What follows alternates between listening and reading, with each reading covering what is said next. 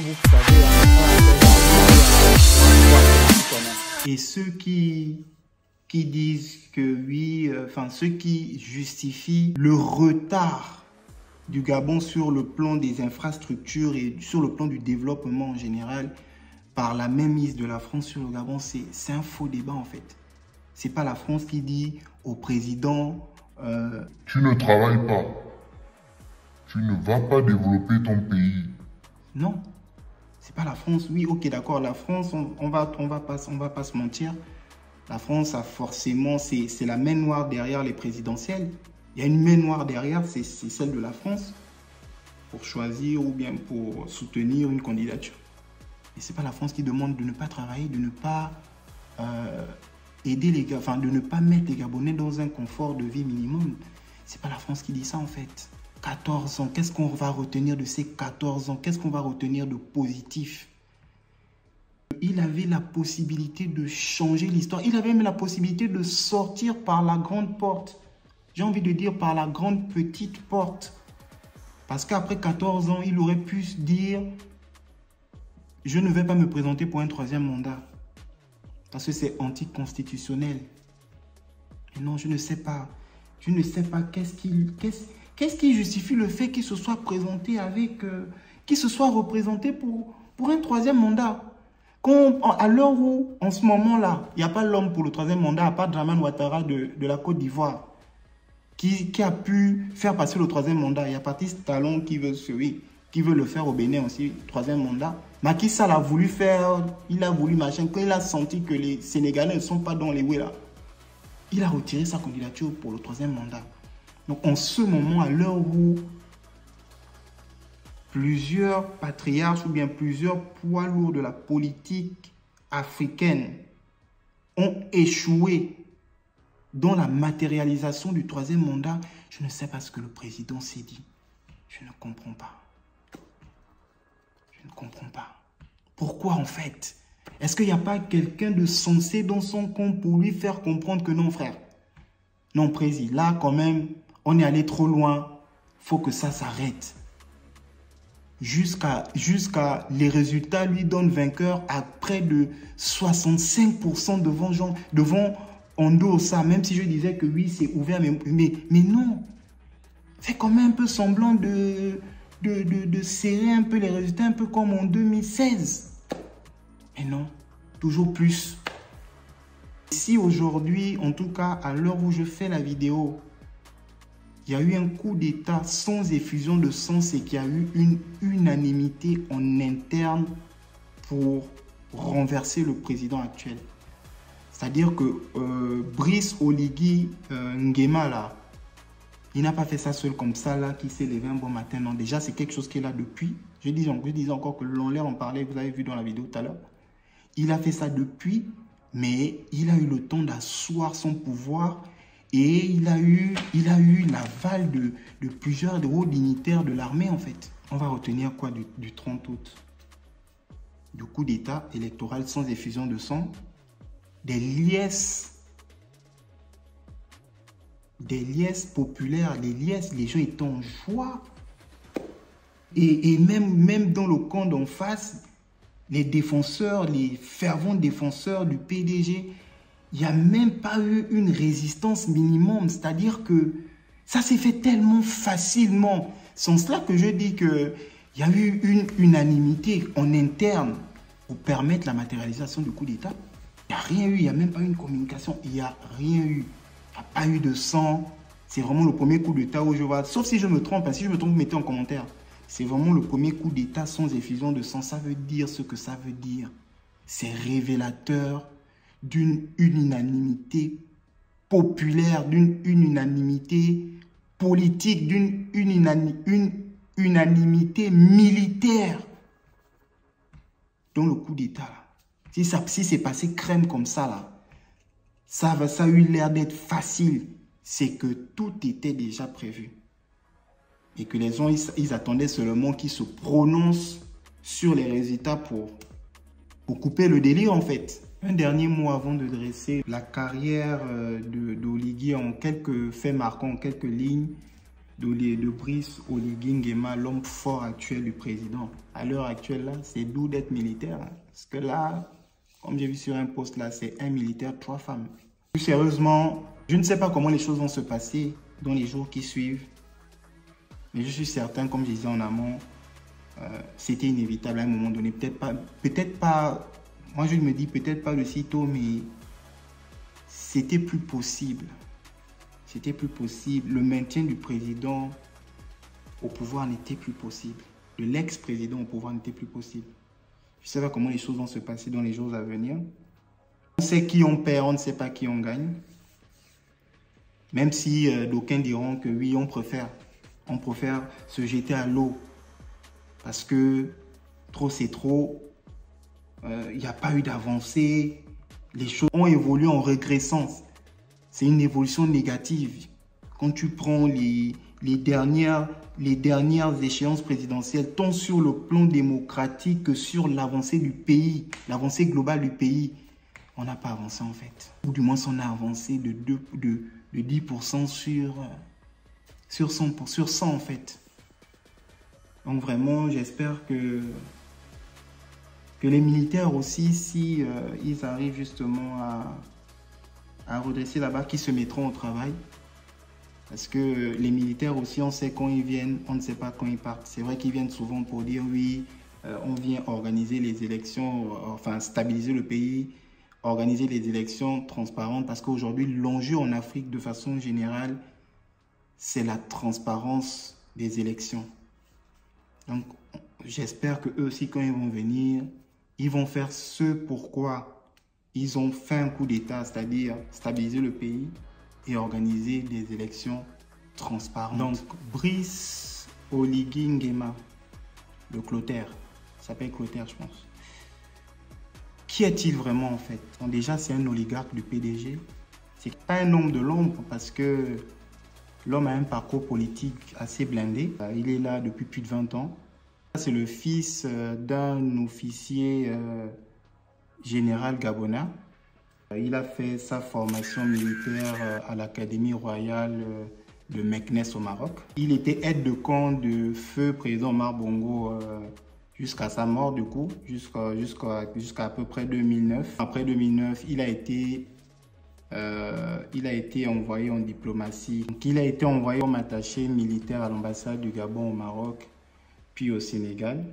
C'est d'ailleurs quelque chose qui va vivre comme un exil du coup. Et en fait, je pense que les gens qui dressent le portrait de ce mec-là, c'est quelqu'un de revanchard en fait. Je pense que dans sa tête, je ne peux pas vous dire là comme ça à quel moment il préparait plus ou moins le fait de se retourner contre le pouvoir. Mais c'est quelqu'un qui a su bien se hisser dans les hautes institutions de l'État pour en tirer profit derrière, en fait, finalement. Aujourd'hui, l'histoire montre que, de toute façon, je ne pense pas qu'il ait eu une ambition. 10 ans en arrière, c'est quelque chose qui remonte à très, très, très lointain. Et je pense que c'est un gars qui se disait, un jour, je serai président. Et aujourd'hui, il l'est, quoi. Donc, 1 an plus tard, le gars est rappelé au Gabon pour remplacer Frédéric Bongo à la tête du service de renseignement de la GR. Encore appelé Direction Générale des Services Spéciaux. Je pense qu'à ce moment-là, ça commence à faire tilt dans sa tête que là où le Djadji me rappelle, là où le gars me rappelle, là, ouais, je pense que, ouais, parce qu'il y a des bruits de couloir qui se disent que quand il était justement attaché militaire à l'ambassade du Maroc, qu'il émettait un avis pas très positif du pouvoir en place. Mais toujours dans le SIA, pour ceux qui comprennent, toujours dans tranquille quoi. Donc il a su se fondre dans la masse, faire profil bas pour attaquer au moment le plus opportun en fait finalement. 6 mois seulement, je dis bien 6, 1, 2, 3, 4, 5, 6 mois seulement après son retour au bled, il a été promu à la tête, maintenant à la tête de la GR pour remplacer le général Grégoire Kouna. 6 mois seulement. En fait, ça montre là une certaine loyauté mais aussi la confiance en un homme de terrain finalement, la confiance en un homme censé accroître ou du moins stabiliser le régime en place en fait. Donc, ces évolutions rapides là, ces promotions rapides là, marquent une certaine confiance de l'ancien président envers le nouveau président finalement. Parce qu'en fait, il est parti dans un certain contexte après la mort de feu président Omar Bongo. Il revient et le gars, il ne time pas, il ne met pas du temps. Il est promu à chaque fois, il est promu. Donc ça marque en fait, ça montre aussi finalement que j'ai pas envie de dire que c'est le président lui-même qui a créé un monstre. C'est pas monstre au sens péjoratif en fait. C'est-à-dire que le président lui-même, bah, il s'est, voilà, il a donné au fur et à mesure, il a donné des responsabilités à Oligui qui lui ont permis de devenir ce qu'il est aujourd'hui en fait. C'est-à-dire que il a un parcours bien blindé, encore là n'est pas la question, c'est un militaire aguerri, confirmé, mais si vous voyez ce que je veux dire, le gars il a fait ses preuves tant sur le plan de la loyauté que sur le plan technique et voilà, et sur le plan du savoir des techniques militaires finalement. Et c'est tout ça qui a permis que le gars il se retourne avec une aisance assez particulière. Il se retourne et s'insurge contre un certain nombre de réalités qu'il décrivait déjà depuis, je pense, mais il n'avait pas encore la possibilité ou la capacité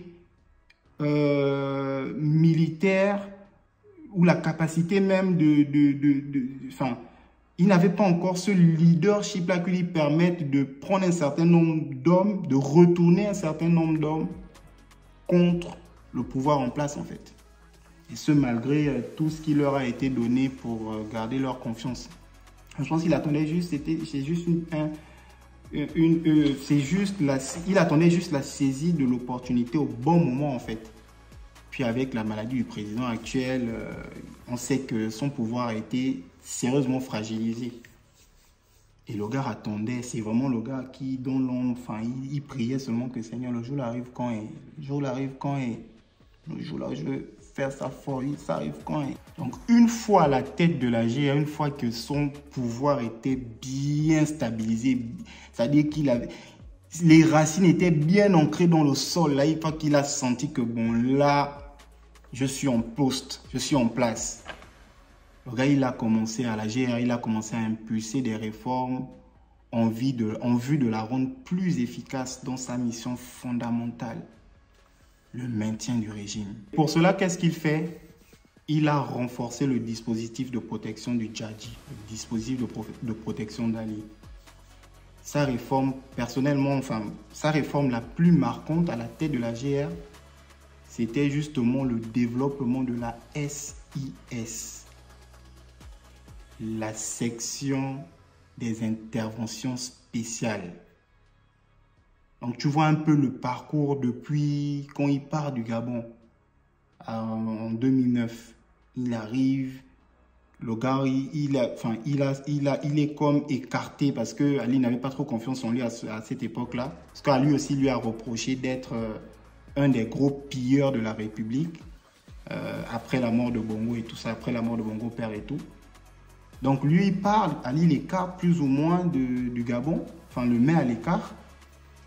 Parce que voilà, il reproche au gars que c'est un gros pilleur, il s'est empiffré, il s'est goinfré d'oseille et tout.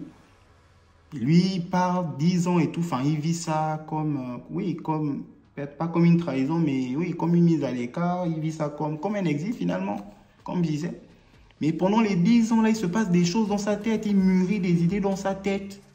Et au moment où même lui-même, il ne s'attendait pas, on le rappelle, il a vu ça comme du pain béni. Il a dit, ah d'accord. Donc, il vit encore petit à petit. Il remplace d'abord Frédéric Bongo au service de renseignement. 6 mois plus tard, Ali sent que, oh, le gars est efficace. Il remplace maintenant Grégoire Kouna.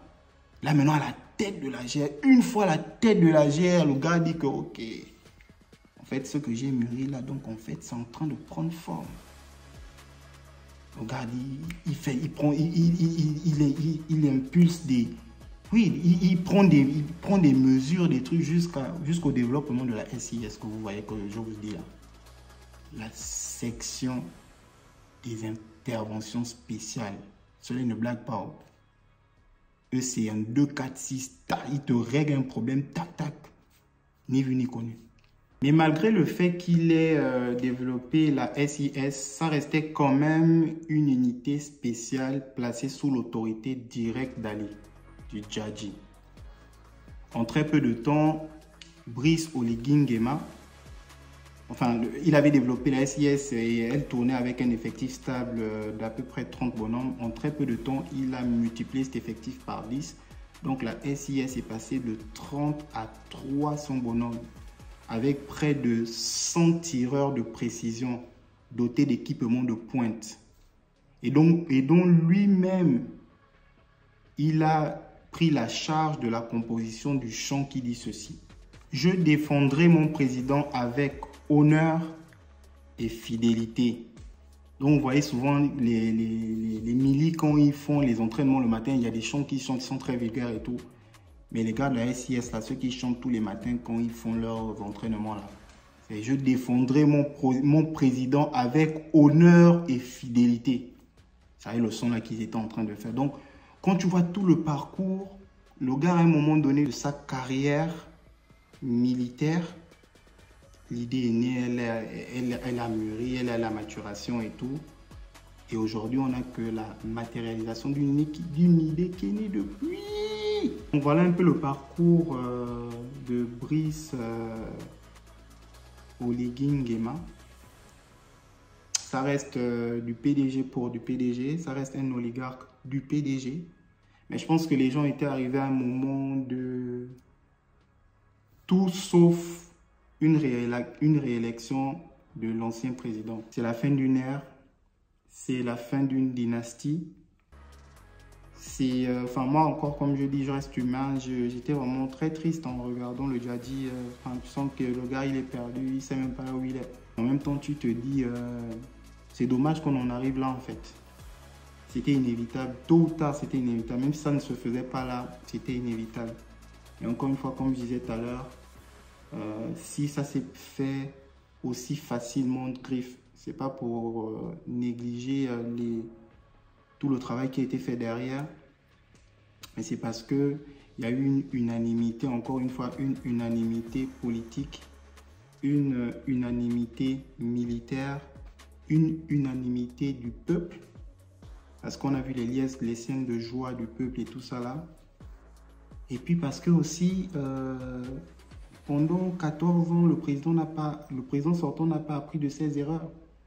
Il a eu un mandat de 7 ans qui était, oui, c'est vrai que au final, oui, c'était controversé parce qu'au final, le résultat n'a pas été accepté parce que voilà, il y a des gens qui disent que c'était Mbabane qui avait gagné.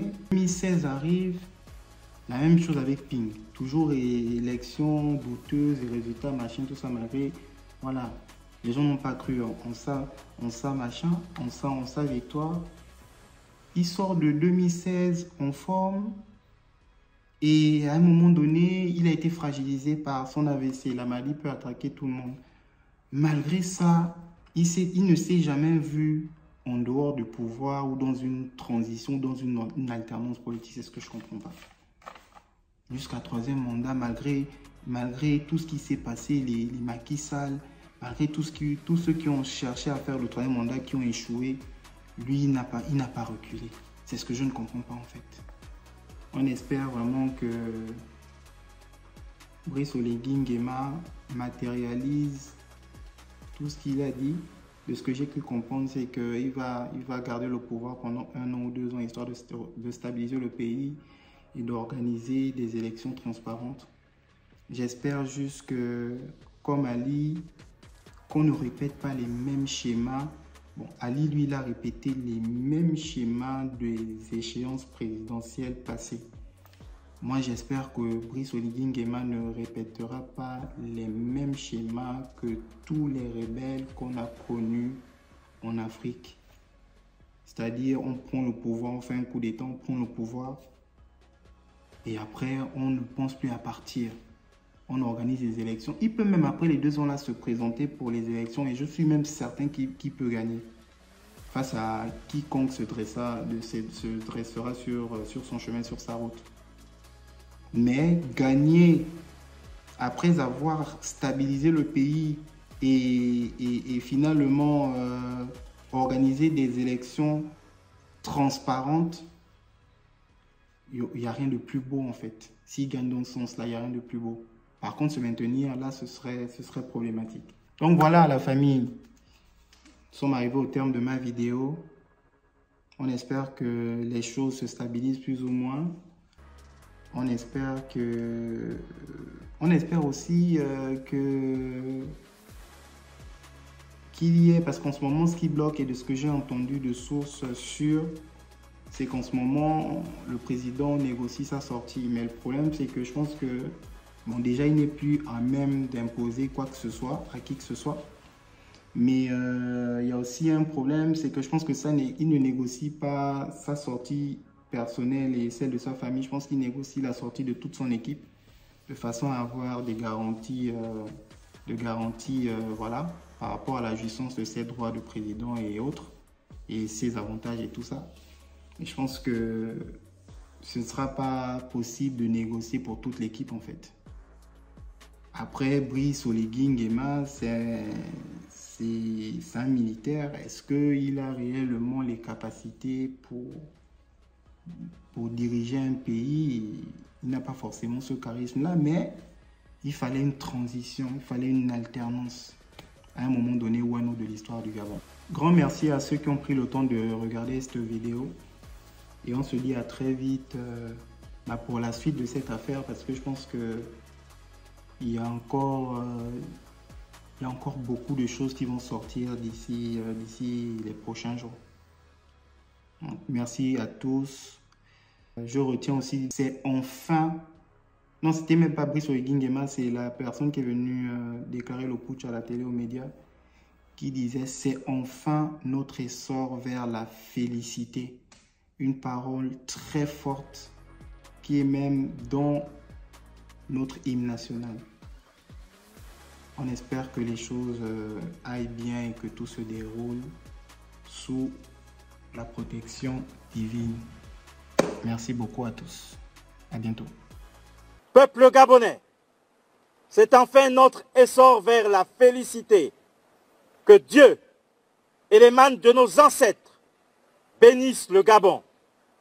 Honneur et fidélité à la patrie, je vous remercie.